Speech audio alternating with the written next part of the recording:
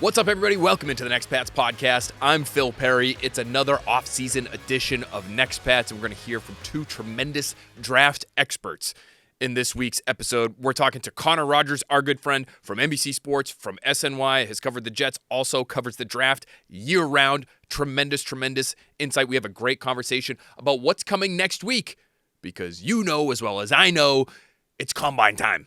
And so he gives us a little preview as to what we should be expecting, who will be the biggest surprise performers, who will light it up in Indy when it comes to the on-field workouts. Great conversation there. Then we're also going to hear from Daniel Jeremiah from NFL Network. Had the opportunity to talk to him on a recent conference call that he had, and he does multiple of these throughout the course of the offseason. Talks to hundreds of beat reporters from around the league, fielding questions on all things draft, all things offseason, free agency, team needs, what they should do. It's really a tour de force performance every time Daniel Jeremiah does one of these, because he goes for about 2 hours.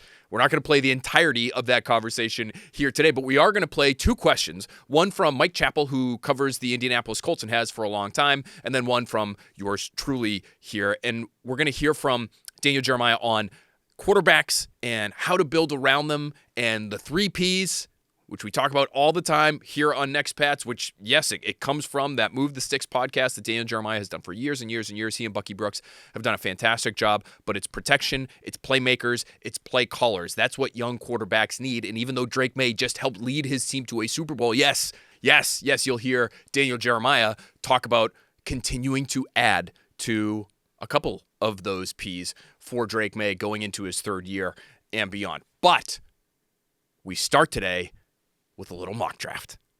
And I know you're fired up for it, because I'm fired up for it, and you're as big of a draft nerd as I am if you're listening to this podcast in all likelihood. And so what we'll do today, the entire mock draft, if you haven't seen it already, is on NBCSportsBoston.com. We're not going to go through all 32 picks, but a couple of notes on these picks, and then we'll get to what the Patriots do at number 31 overall and the conundrum they face in this particular scenario. We'll just go through picks 21 and beyond. So we'll skip the top 20. But I will tell you, a couple of positions that stand out in terms of their higher end depth. And you'll hear from all sorts of different experts. And I've already heard from people in the league that this draft isn't exactly loaded with blue chip types of talents. But in the top 20, in my first round mock, we see 5 edge defenders go off the board. I think that's a little bit of a sign as to one of the strengths of this year's draft class. You're going to see 4 corners go off the board, which I find fascinating, although it is a premium position. One of them is dealing with a significant injury. Jermod McCoy out of Tennessee didn't play at all last year, but he ends up going in the top half of the first round. And just 2 tackles and just 2 receivers inside the top 20. The 2 receivers who end up going are Carnell Tate and Mekhi Lemon, of course. Mekhi Lemon, the slot dynamo, the Amon-Ra St. Brown comp from USC. And is that a lazy comp? I don't know, but he's gotten it a bunch. Amon-Ra St. Brown also went to USC, of course, but strong, compact, can do a little bit of everything. So we'll start at pick 21, and we'll go from there. Sound good? Sounds good to me. Here we go. At 21, the Steelers are going to take Jordan Tyson. So there's another receiver off the board from Arizona State. Bit of a do-it-all guy himself. 22 overall, the Chargers are going to go with Chase Bisontis, the guard from Texas A&M. You just continue to shore up that line for Justin Herbert. At 23, you get Caden Proctor, the tackle from Alabama, going to the Eagles. Then at 24, the Browns are going to take Denzel Boston. That's another receiver off the board. X type, a traditional X. Use him outside the numbers. Big, long, strong, fast as well. He's from Washington. At 25 overall, you have Chicago taking Caden McDonald, who's an interior defensive lineman from Ohio State, to try to shore up that run defense, which was not very good last year. The Bills at 26. And this one is one where I could see maybe the Patriots front office leaning back in their chairs and saying, did those guys really have to take this one? It's Omar Cooper Jr. from Indiana, the wide receiver. And to me, he is one of the best fits for the New England Patriots at this position in this year's class, and he's one of my early favorites in this year's draft class at that position. So tough, so physical, racks up yards after catch like you wouldn't believe, forces missed tackles on a regular basis. He will mix it up in the run game, and he will block you if you don't have your head on a swivel. I feel like he is maybe the best fit for the Patriots, especially, again, when you're talking about the second half of the first round and guys who might go in there. Maybe the best fit at receiver for the New England Patriots in this class because of his play demeanor. And think about what we talked about on last week's podcast, where we talked about, do you have a visual brand on tape? Omar Cooper Jr. has a visual brand. This guy is a baller, yes, and has those traits that you need to be able to succeed at a high level at the NFL. But this is one tough SOB. This is a guy that Mike Vrabel, I think, would love at this position. And if they do end up moving on from Stephon Diggs, and we're not sure where they're going to go in that regard just yet, but if they do, Omar Cooper is the kind of guy who can play in the middle of the field. And if he were to land in New England, he could maybe take on a Z receiver kind of role where, and we're talking about how the league views Z receivers, but those guys that can move all over the formation, play a little bit of inside, play a little bit on the outside, be in motion, use him in a variety of different ways. He feels like that kind of player. I have the Bills taking him at 26 overall to pair up with Josh Allen. So where will that leave the Patriots at 31? Let's see. 27, another receiver off the board. Malachi Fields goes to the Niners. Big body, good athlete, not a burner necessarily, but somebody that might fit in well there if Juwan Jennings ends up moving on via free agency. The Texans, they take Caleb Lomu, the tackle out of Utah. We talked about him before here on Next Pats, and you've seen some others like our buddy Field Yates have mocked Lomu to the Patriots at 31. That could be a fit potentially.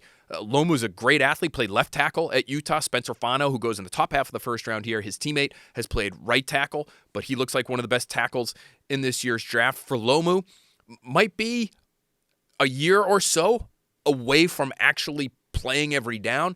It feels like his play strength, when you talk to people in the NFL, isn't necessarily at the top of the charts at this position. So he would not be a plug-and-play right tackle Morgan Moses type of replacement if that's what you're hoping they can land in the first round. But certainly somebody with the physical traits and the physical gifts to be able to develop into an every down starter at left tackle based on his experience in college. But who knows, maybe he would work on the right side as well. At 29, we have the Rams taking Ty Simpson, a quarterback out of Alabama.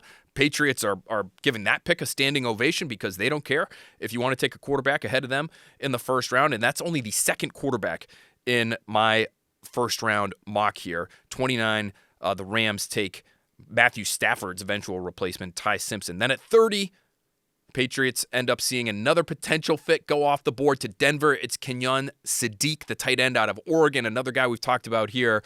Great athlete, not the biggest player in the world, but you could use him in a variety of different ways. We're going to talk about Sadiq a little bit later with Connor Rogers. And then at 31 overall, drum roll please, the Patriots take wide receiver out of Texas A&M, KC Concepcion. Speed, explosiveness, acceleration, burst, explosive play ability, those X plays, quote unquote, that Mike Vrabel likes to call them, that is KC Concepcion. If that's what the Patriots are looking for, no, he's not the biggest guy in the world. He's listed at 5'11", a shade under 200 pounds. But when you get the ball in his hands, he can create those X plays that Mike Vrabel so loves. And he did it this past year for Texas A&M. Now, he's a transfer from NC State, but last year, 2 punt returns for touchdowns for the Aggies, and is the kind of guy clearly who on his tape, you can see him catch the football 5, 7, 12 yards from the line of scrimmage and then take it for a monster gain, if not a touchdown, if not a house call. That's the kind of guy the Patriots would be getting in Concepcion. And so for a team that is so focused on generating explosive plays, for a team that I think needs a quick uncovering type of receiver for Drake Maye, who was sacked 47 times in the regular season, another 21 in the postseason. If you want to get the ball out of this guy's hands quickly, get somebody like KC Concepcion, who looks like one of the best man-beating receivers in this year's class. And even though he's not the biggest guy in the world, my understanding is the league is looking at him as a versatile player. You could use him inside and out because of the physical traits and because of that speed. He also has some really good route running polish to him, and so drop him in this Josh McDaniels offense, and you should see a player who is able to thrive and relatively quickly We're going to talk about some of these other players at this position throughout the course of the pre-draft process, and there are going to be certain offenses where you look at players and wonder, will it work here? Because they just weren't asked to do all that much from a route running standpoint with their college programs. And so it's hard to picture in your mind's eye if, for instance, a Chris Brazzell from Tennessee could drop into New England. Boy, the physical traits are off the charts. And I think you would love the fit between Brazzell and Drake Maye, who we know loves to throw the football down the field. This guy's 6'5". He's going to run in the 4.4s, maybe even lower than that. One of the fastest players at his position, and he just chews up ground with those long legs of his, and he would be, it looks like, an explosive play machine. So again, there's that X-play thing. If you're Mike Vrabel, you're not looking at somebody like Brazzell and saying, we need that on our roster. You might be. But you also might be wondering if he's going to be able to do everything that's asked of him in what is a relatively complex offense and has been for receivers for a long time. So, KC Concepcion, to me, feels like the right kind of fit. Especially, again, if you end up moving on from Stephon Diggs, right? You're looking for that middle-of-the-field player. Is it Pop Douglas? I guess it could be. The Patriots really, it felt like, wanted to use him as more of a gadget player. He is what he is in terms of his size. Now, Concepcion would be bigger, and so maybe you could get a little bit more out of him. You feel like you could use him across situations a little bit more. He's closer to, Concepcion is a little closer to Diggs in terms of his size than Pop Douglas. Is it somebody else? Is it Efton Chisholm? Are they going to all of a sudden open up a massive role for Efton Chisholm after, he was a healthy scratch in the Super Bowl and, I think made leaps and bounds in terms of his development this year, and nothing negative to say about the guy in terms of his professionalism and his approach to his job. And I don't think the Patriots would either. But is he suddenly going to become your chain mover on third down if Stephon Diggs is no longer in the picture? I don't know. Matt Collins, maybe he's your middle of the field guy. I wouldn't rule it out. Because Matt Collins, when he was hurt, I thought the Patriots really lost something in terms of formational and schematic flexibility. This guy was used as a borderline tight end at times because of his size and because of his ability to block. And so if you need somebody to dig out a safety on first and second down, but you also want to maintain some unpredictability in your offense, Matt Collins is an ideal type of wide receiver, because you can trust him on those early downs. You can trust him on run plays to do the right thing and to have an impact. And so, maybe it's Matt Collins who they start using more as a slot player or more as a Z. We saw it this past year. So I wouldn't rule that out. He is still under contract. Kayshon Boutte and Kyle Williams, those guys are more X types of receivers, even though, Kyle Williams, you would say, is undersized. He's not really a slot type of player. That's not why they drafted him. They drafted him to make plays on the outside and get down the field and to use that speed. And you saw him in some catch and run situations, but he was not necessarily that quick option route running, that whip route running type of interior receiver that we've seen for years and years and years in this Josh McDaniels offense. That would be KC Concepcion. So if they move on from Diggs, that's the kind of player I think they need. That's why Omar Cooper Jr. to me would be a fit there. KC Concepcion would be a fit there. There's a number of undersized slots in this year's draft. I just wonder how undersized they'd be willing to get if they don't have the explosive playmaking ability that Concepcion does. Because again, if you're not doing a whole lot in the run game, now all of a sudden, are you a third down only kind of player? I mean, remember, Matt Collins was the leading snap getter for this offense at the receiver position for the vast majority of the year. And I could pull up the season-ending numbers, but the reason was because he was, A, healthy, but B, he could be used across situations. And that was not something that they were, generally speaking, going to do with somebody like Stephon Diggs. So, how do they view Concepcion? The one issue with him, and I would be remiss if I didn't mention this, but 7 drops this past season. And a boatload over the course of the last 3 years. I believe the number's 19. So that's something that you're going to have to be comfortable with if you're New England. And maybe you feel as though, that's something that could be worked on. That's what jugs machines are for. That's what the reps after practice with Drake Maye would be for, right? Is to help improve his hands. And maybe, if he's a little more confident in terms of what he's doing in the middle of the field. Again, remember, he transferred last year with Texas A&M for the first time, but maybe you get your feet under you in a new offense as a professional. You spend all of the spring, all of the summer, and you work your way through the season. Maybe eventually when you have a little more certainty in what it is that you're doing, the hands come naturally after that. It feels like sometimes with Concepcion, because, boy, you see him make some fantastic catches, but the ones that he drops, is it focus? Is he waiting for the big hit over the middle? Is he unsure of where exactly he should be?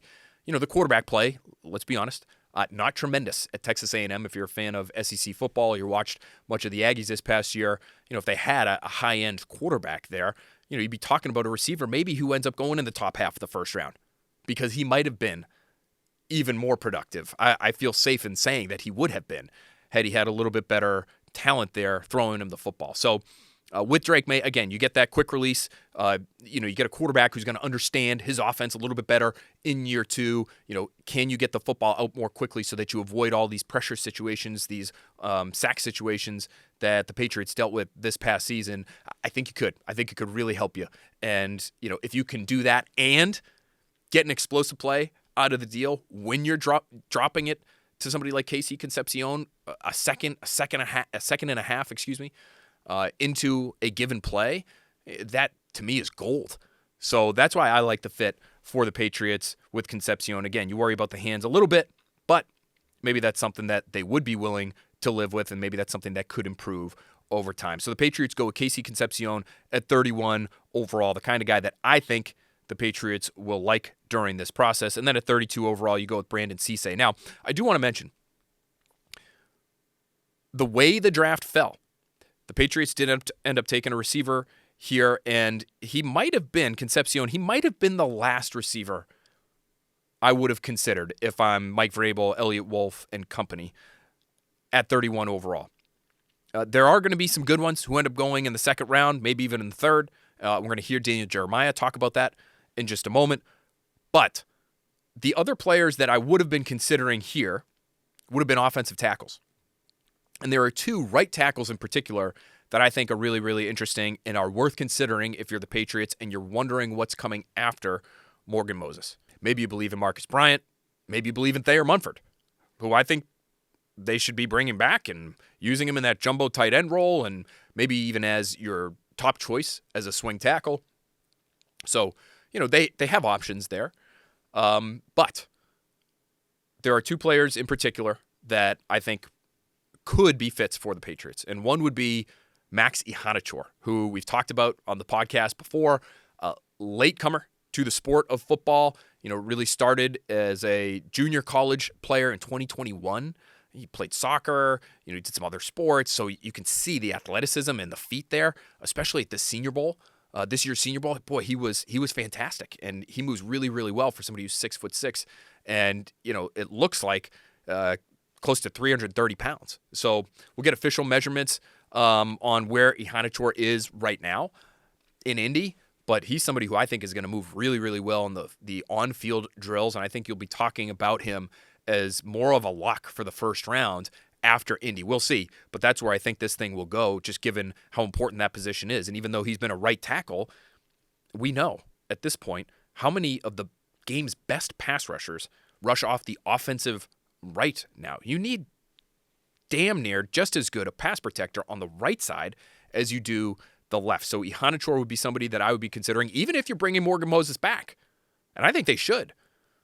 But you bring him in-house, again, sort of a latecomer to the game. Maybe you feel as though he needs a little bit more polish. You let him learn behind a tremendous veteran in Morgan Moses, and then whenever he's ready to take over, he takes over. And you have your two tackles there for the future with Will Campbell and Max Ihanichor. The other name at tackle will be Clemson's Blake Miller.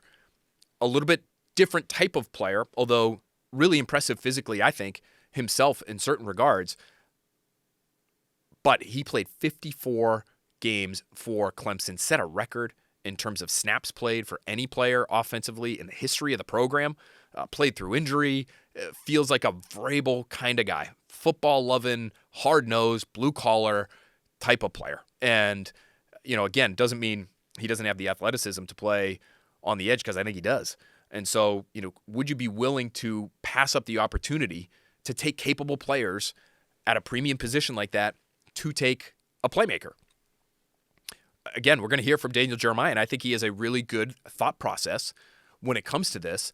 But he would think, hey, there are so many receivers in this year's draft, and it's really the case every year. Now, guys, we talk about it every year here on Next Pats. That receiver group is just so deep, it feels like, just about every single year, that maybe you'd be willing to wait. Now, you could point back to the draft class in 2022. You could point back to the draft class in 2024 and tell me that second-round receivers you're good with. Thanks, but no thanks.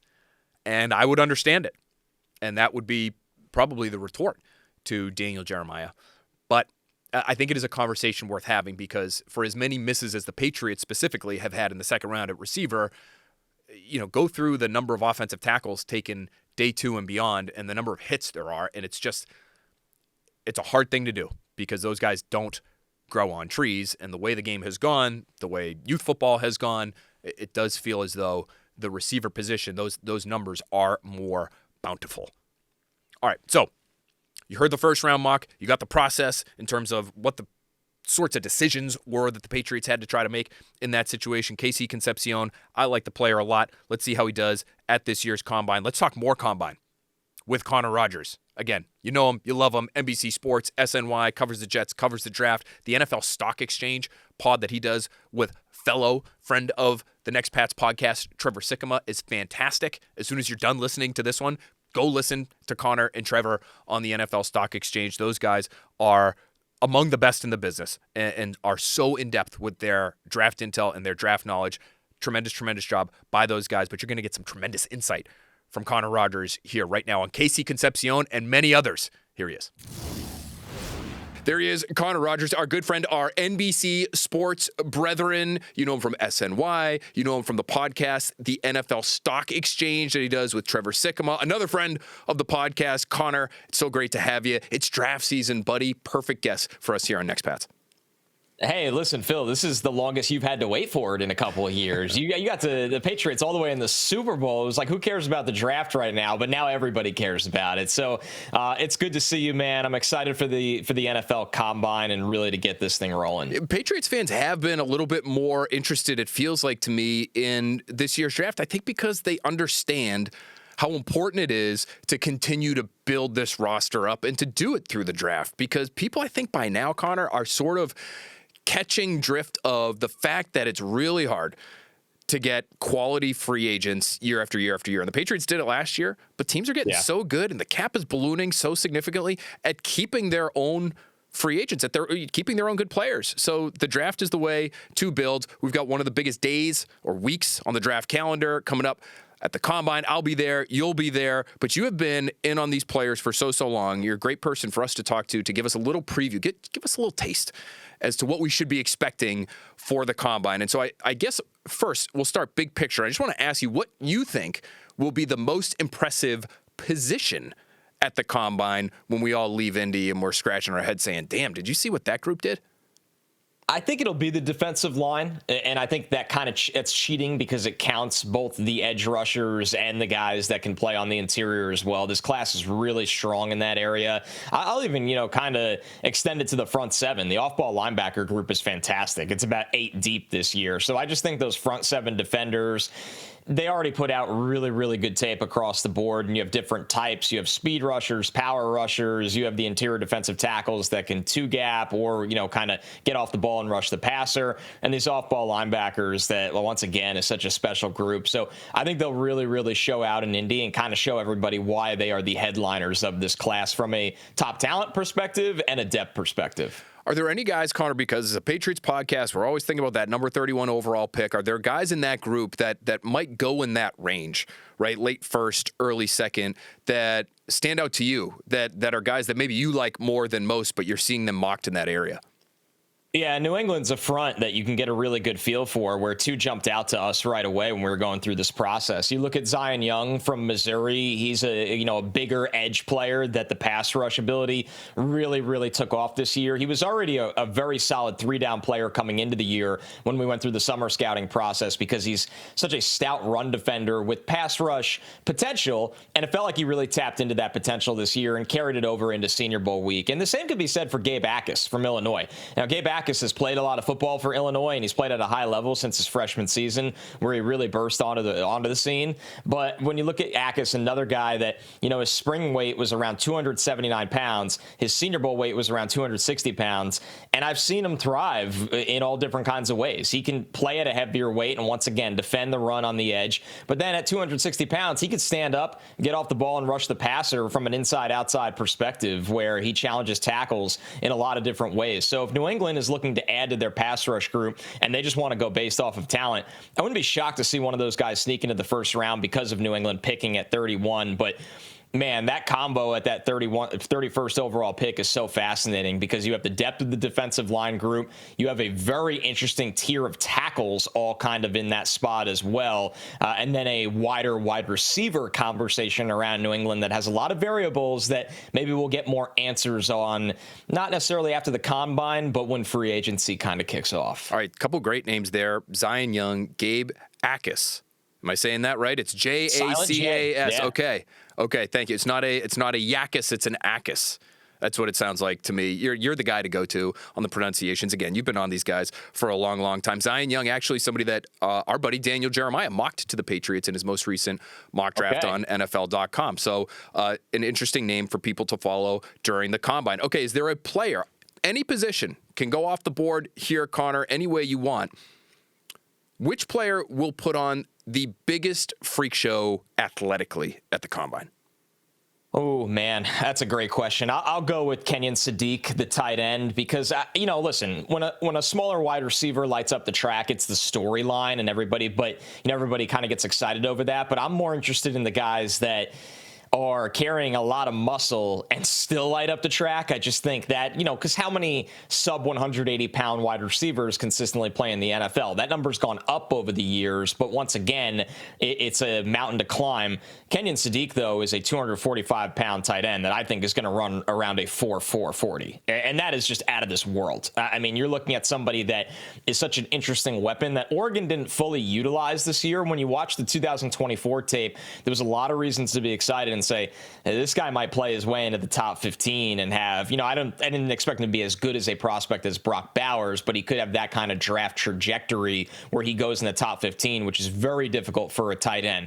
I don't think that's going to happen anymore for Sadiq, because he just wasn't as productive as people had hoped, but he's grown as a blocker. He's gotten bigger and stronger over the years. He's a very young player. And once again, if you have an offense that knows how to utilize the tight end in multiple ways, whether it's off the line of scrimmage, kind of as an F tight end, or on the line of scrimmage, or even as an H-back. And there's somebody that played in the backfield a little bit as well as a lead blocker. So Sadiq is probably going to jump through the roof. I know he's going to run really well. And I think that means a lot more when you come in on the scale at 240-plus pounds. No question. And I could see from a Patriots fan's perspective, people falling in love with this guy. If they don't already know about him, and we've talked about him a little bit here on the Next Pats podcast over the course of the season, but if he lights it up in that way in Indy, boy, you start to salivate if you're a Patriots fan, because you think about Josh McDaniels and how he's used tight ends in the past, and Kenyon Sadiq, and boy, where could he align? It might all end up being a big tease, Connor, because I'm not sure he's going to get past Sean Payton at 30 overall, but maybe, just maybe, he ends up somewhere there in the bottom of the first round, and Patriots fans' prayers could be answered. I do want to ask you this, because the Combine is a great place for guys that maybe are coming from some smaller programs, guys that maybe for whatever reason during the season were a little bit unheralded. Maybe they were coming back from injury, but now they're closer to 100%. Is there a name that will surprise us that we should start considering as more of a, whether it's first or second round guy because of what he does in Indy, in your opinion? Well, I think somebody that there's a lot on the line for him right now when you bring up a smaller school. And it's interesting to look at Toledo this way because we had Quinyon Mitchell go in the first round and was really the story of that cornerback class, and goes to Philly and he thrives. And Toledo has multiple players from their secondary invited to this combine. But Emmanuel McNeil-Warren, their safety that plays everywhere. He plays on the line of scrimmage. He covers out of the slot. He plays true free safety. He's got size at about 6'2", 200 plus pounds. He's got really good length and ball skills. The question everybody kind of wants to see with him is he going to pass the threshold at the 40 time where he runs not great, but good enough at safety? Because safeties typically don't fly around. Yeah, you have some safeties that are really fast, but if you run a 4.5 at safety and you have good instincts, you're going to be fine at the next level. So McNeil-Warren is somebody that I've just seen a giant range of outcomes for him because, number one, you can, if you want that like discount, like Caleb Downs is billed as the guy that can handle almost any role on the defense. And then McNeil-Warren is going to be in the next tier or 2 tiers later as that guy where you're looking for the discounted kind of versatile player on the back end. Is he going to test well enough? That's the big question for everybody, because if he does, you could be looking at a top 25 pick. If he opts not to run or he doesn't run great, you might be looking at more of his original projection as day 2. So I think that's a really interesting small school guy that we didn't get to see in Mobile, where usually those guys go. How are things going to look for him in Indy? He is a really, really fun player to watch. I mean, just flies around the field, and if he's able to put on a show there in Indy, like you said, I don't know, is he a middle-ish of the first round type of guy? I mean, it feels like these teams are valuing, certain safeties if you have the right traits, really highly, even though overall that position's not considered one of the most valuable in the sport. Okay, Connor, while we did our mock draft and we just went through it, I had the Patriots taking KC Concepcion, the receiver out of Texas A&M. I had an issue trying to separate a couple of different players at 2 different positions that I feel like are qualifying as 2 of the biggest needs, if they're not the 2 biggest needs for the Patriots this offseason. That's at receiver, and it was KC Concepcion versus Omar Cooper. And then I have a tackle question that I'm going to force you to pick one or the other. But if you had to choose, and even factor in the fit for New England, Concepcion versus Cooper, who's I think a really talented receiver out of Indiana, which would you prefer, Connor? Well, it's a great question because it's really close. The last time we did our wide receiver rankings, I believe in early December, I had Concepcion as the 5th overall wide receiver in this class. I had Omar Cooper Jr. as the 7th overall wide receiver in this class. So big fan of these guys. And with Cooper Jr., obviously the season he had at Indiana, a team that won the national title, the results and moments speak for themselves. But Concepcion across 2 different programs, originally NC State and then Texas A&M, this is somebody that the first line of the scouting report just says do it all threat. Receiver, runner.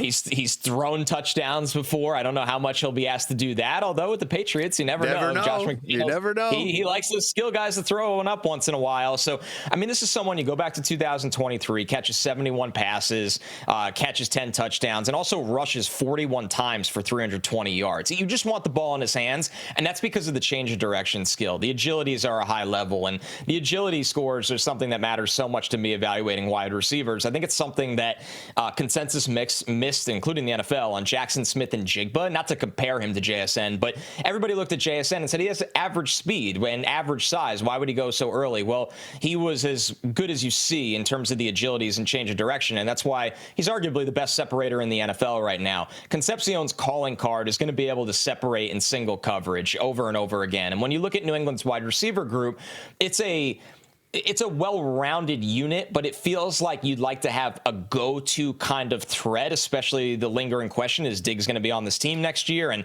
obviously neither you or I can answer that at this moment, but Concepcion is somebody to me that can win at all 3 levels of the field. He's dangerous with the ball in his hands. I like Omar Cooper a lot, probably for the same reasons as you. He's somebody that just seems to step up in the biggest moments, but I think Concepcion has a higher ceiling than Omar Cooper Jr. I love that description because I think there are parts of Cooper's game that Mike Vrabel will love. The blocking, the toughness after the catch, at the catch point. Like, there are certain things there that I think he is going to, really, really covet if they're looking at a receiver in this year's draft. And that was sort of the stipulation was, okay, let's assume they're not going to stick with Stephon Diggs because at that number, at his age, I'm just not sure it's the right fit right now. It doesn't mean he won't be here for sure, but that was sort of how I was going into this mock draft. And so I think either of these guys, to be able to work the middle of the field, play that slot position that the Patriots, have valued so highly with Josh McDaniels as their offensive coordinator, I think either of these players would be a great, great fit. Last question for you, Connor, because we've already kept you too long, friend, but it's offensive tackle talk here. The fans love this stuff. And no, we're not talking about a replacement for Will Campbell at left tackle. Mike Vrabel has said that's their guy. I believe they're going to stick with him at left tackle. But this would be the right tackle, maybe of the future, if they end up keeping Morgan Moses, who I'm sure you know from your time covering the Jets was a tremendous human being to have in the Patriots locker room and to talk to and to get to know this season. But it's Blake Miller from Clemson versus Max Ihanachor from Arizona State. Thank you. That was a lot of research and a lot of time on task trying to figure that last name out there, Connor, but we nailed it, I think. If you're the Patriots, which guy would you prefer, especially, again, considering the situation? Moses is here, but you don't know for how long, and so maybe this guy has some time to develop, maybe not, depending on injury and things of that nature. Is there a player you prefer between these two? Yeah, you're nailing it with these close calls because these are the exact tiers these guys are in. I would default to Blake Miller at right tackle, 4-year starter at right tackle for Clemson. He did make 2 starts at left tackle in 2024. You can tell I've been watching these guys this week, so this is very fresh in the mind right now, this group, and it is a very difficult group to kind of separate, to be honest with you. There's these clusters of guys in the same tiers, and these guys are pretty close. Where Blake Miller, man, the run, number one, they're going to just love the run blocking tenacity. Like, this is somebody that he wants to finish his run blocks. He fires off with intensity. He can get to the second level at a pretty good rate for his size. He's got long arms. He really checks the boxes in all those areas. I think he's gotten a lot stronger over the last couple of years as well. I remember doing summer scouting for him 2 years ago, and he ended up not declaring after that season, where you look at him and go, there's a lot to work with here, but he's got to continue to add that lower body strength and utilize that strength to anchor. Well, I think that really showed up on tape this year especially. So Blake Miller would be one of those guys where, listen, he's played over 3,300 snaps at offensive tackle in college. You feel pretty good if you have to play him right away. Where Ihanachor, for somebody, he originally transferred from East Los Angeles JUCO up to Arizona State. A lot of promise there, still growing as a player. You want to see the penalties get a little bit under control, the overall awareness and spatial awareness to continue to grow, which it has, and just landing on his targets with more consistency. But you look at the size and the mass and the raw strength, there's a lot of promise there as well. Now, with the way things are going, if this is the second round, will both of these guys make it here? That'll be fascinating because, like I said, there's this cluster of maybe 8 offensive tackles that I could see all coming off the board in the top 40 to 50 picks this year. Boy, I love you breaking these ties for us. It makes life so much easier for me because now I will start to, as we're watching more and as we're talking to more people, okay, like Blake Miller, I got to get a little bit more into that film and I got to start talking to people about him a little bit more because he was sort of late to me on my radar, at least during the season. I had heard about Max Ihanachor, and Blake Miller's been there for so long, and maybe he's sort of lulled people to sleep, but it feels like he looks like a first-round type of player, so he might not even be available to the Patriots at 31 overall, but it's fascinating to hear your insight on these guys, Connor. Thank you so much. Make sure, dear listeners, dear viewers, you're following Connor on X at Connor J. Rogers, 2 N's, and Connor, no D, in Rogers. Make sure you're following him, one of the best and brightest in the business when it comes to draft stuff, but really all NFL content. Connor, thank you so much. You are fantastic. And hopefully we'll be able to catch up at the Combine. Want to see your NFL Stock Exchange brethren, Trevor Sikkema, there too. I don't like hanging out with you guys for too long because your hair, quite frankly, is intimidating. Stop. The hair, I mention this every time. It's got to be the best combination of hair in the podcast game right now. So not only will you get incredibly in-depth draft content, but if you're able to watch these guys, I mean, just be in awe. That's all I have to say. You guys are just follically, what's the opposite of follically challenged? Legendary? Blessed? Blessed. Yeah. Perfect. And now I've made Connor blush as he departs. But you're the best. Man. Thank you, brother. You're too good. Really appreciate having me. And ask me these questions again in April. I want to see if the tiebreakers remain the same. I think they will. I feel pretty good about where those land, but it'll be fascinating to see how these storylines develop. So thanks again. Awesome, buddy. We'll have to follow up soon. Thanks again. Great stuff there from Connor. And you heard him mention the name Zion Young from Missouri, the edge defender. Real talent there. And I think a fit for what Mike Vrabel and this Patriots defense wants to do. Remember, they're a little bit different than what Bill Belichick typically liked, right? They want these guys that are able to fly up the field, whether it's Harold Landry or Caleb Von Chason. These guys are not otherworldly in terms of their size, but there's some real twitch there when healthy, obviously, in Harold Landry's case, and speed and athleticism to be able to get up the field, get around the edge, and disrupt quarterbacks. They know how important that part of the game is. It's the reason why, if you want to flip it and look at somebody who was a great fit in the Belichick scheme, somebody like Anthony Jennings. First and second down, they placed real value on that. He was going to stop the run. He was going to be tough. There were not going to be tight ends. They're going to be able to block this guy. And what did we say about Anthony Jennings coming into the season? Oh, not sure if he's a scheme fit for Mike Vrabel. And it felt as though, he might be on his way out of town. And it felt as though he wasn't sure if he was going to be long for New England. Now, ultimately, he worked his way into a role, and he ended up being a very valuable piece for this defense. And Mike Vrabel ended up valuing him very highly because of what he was able to do. I think specifically against the run because they needed it. But let's keep that in mind when we're thinking about offseason maneuverings and what the Patriots of 2026 and beyond, the Mike Vrabel-led Patriots, are looking for at that position. Zion Young feels like a fit. And that's who actually Daniel Jeremiah gave the Patriots with his first-round pick, as I mentioned with Connor, at 31 overall. So when I had the opportunity to ask Jeremiah a question this week, it was essentially, how are you doing this build up of the roster process this offseason? Because you just watched the quarterback have such a great season, and should that impact how you decide offense versus defense? The way we're going to break this down for you in terms of the answer he gave me is you're first going to hear a question from Mike Chappell, again, longtime Colts reporter, and you're going to hear Daniel Jeremiah talk about the 3 Ps and talk about the things young quarterbacks, which Drake Maye still is, really need in order to have success in the NFL. You're going to hear him talk about Alec Pierce and his impending free agency, and can he even get out of the building? Do the Colts end up tagging him? And then my question really is a follow-up to Mike's. And you're going to hear Daniel Jeremiah talk about how he would approach this offseason if he were in that Patriots front office. Here's that exchange with Daniel Jeremiah. When teams miss on quarterbacks at the top, I would almost include Anthony Richardson in there. Is that more of a team failure, or what have you attributed that to? The Sam Darnolds and Baker Mayfield or whatever. And secondly, with the Colts having no first-round pick, do they get more value at maybe a receiver or defensive line where they got to start remaking? Yeah, great question. I don't know there's a perfect answer to who's to blame when it doesn't work out with quarterbacks that are picked high. I like to use a simple formula, and it's just the way I look at it. And I'm not saying this is the right way or the wrong way. I've just looked at it in terms of, if you're an organization, have you provided the 3 Ps for your young quarterback? And that is, have I given him a good play caller? Have I, provided protection with an offensive line? Haven't I given him some guys who can make plays and some playmakers? If I've done all those things, if I've got a guy who knows how to call offense, I've invested in the offensive line, and we got guys who can make plays, and it doesn't work out, well, then I'm going to say we got the wrong guy.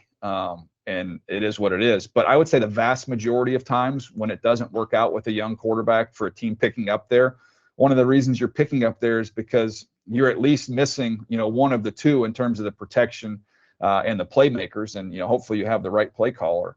But I think that's where you could say organizations fail a lot of these young guys. Is you don't really have a fighting chance if you don't have those things in place. So that's kind of how I look at it in terms of the second round. There's wide receivers galore that are going to be there. They're really, really good players that I think, it's literally all shapes and sizes. We'll see what happens there. They've got a big free agent. So, and I think Pierce, and just talking to teams, I think he'll have a robust market if he were to get out of the building. So if you're trying to replace some of that, kind of that size element, that big play element downfield, Denzel Boston's going to go in the first round. Malachi Fields probably goes in the second round in that range. But you've got guys who can get down the field.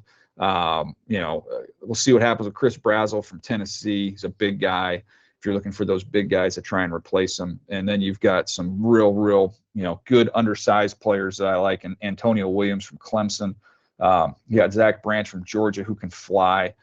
Jeremy Bernard from Alabama, can do a little bit of everything. So there's a lot of guys. A mid-round, like third-round guy I would throw out there.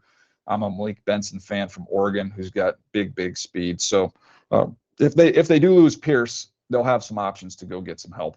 Hey, DJ, sort of a little bit of a follow-up, I guess, to Mike's question, but I'm curious how you'd approach this offseason if you're in that Patriots front office, knowing the season that Drake Maye just had. I know you gave them a defensive player in your most recent mock.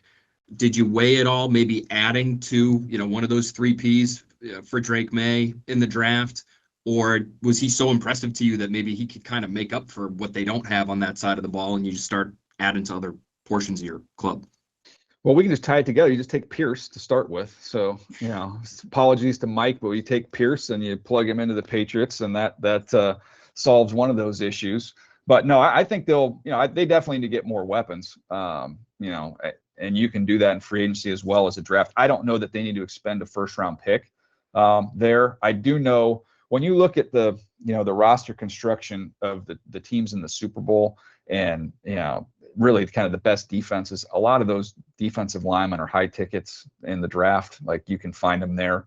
Whereas I think you can find some wideouts in day two, even beyond day two in a draft like this one. So I would try and invest in that if at all possible. If there's a name that you really like that's there at the end of one, I think that might be the most bang for your buck, is just getting one of those edge rushers at that point in time. And knowing full well we've got free agency ahead of time to get a wide receiver and a weapon. We can get offensive linemen. I think some interior offensive linemen, second, third round is an opportunity to help yourself there as well. So that's why I just think if you look through the league right now and look at teams with needs heading into the draft, you'd be hard pressed to find many that don't have edge rusher on there. So even though we've got a boatload of them, they're going to fly off the board. So I say just get one. I love these types of conversations because there's just so much to it, right? Obviously, we had the entire free agent period, which Daniel acknowledged, right? If they're able to sign Alec Pierce, or they're able to go out and get a couple of pass catchers, maybe at the tight end position, now all of a sudden your conversation in terms of what you need offensively in the draft, that changes. And maybe you would be willing to focus more on the defensive side, and maybe you would be more willing to add a premier pass rusher, somebody you think has the potential to turn into one. By the time the draft rolls around, is K'Lavon Chaisson even still on the Patriots roster? How is Harold Landry's knee holding up? How is his offseason going? These are questions that are really important factors to whatever decisions the Patriots make in terms of their personnel this offseason. So great to hear from DJ on that particular topic. He obviously acknowledges they need help on the offensive side. They need weapons. You could use some protection, or some added protection for the Patriots offensive line in the draft. But maybe they're able to take care of some of those things in free agency, and then maybe by the time 31 comes up on the clock on day one of the draft, the best player available to you plays one of the hardest positions to fill in the sport, which is that edge defender spot. So whether it's Zion Young or somebody else, that could be the direction they go, even if they were willing to acknowledge going into draft weekend that they need to give Drake Maye more. These are the kinds of conversations we're going to be having all offseason long, Patriots fans. So I can't wait to get out to the combine, talk to people there in the league, in the media space, people who've been following these draft prospects really, really closely. Can't wait to give you all the intel that we're able to gather out there in Indianapolis. It's going to be a great time next week. Hopefully, you'll stick with us right here on Next Patch. We'll talk to you very, very soon.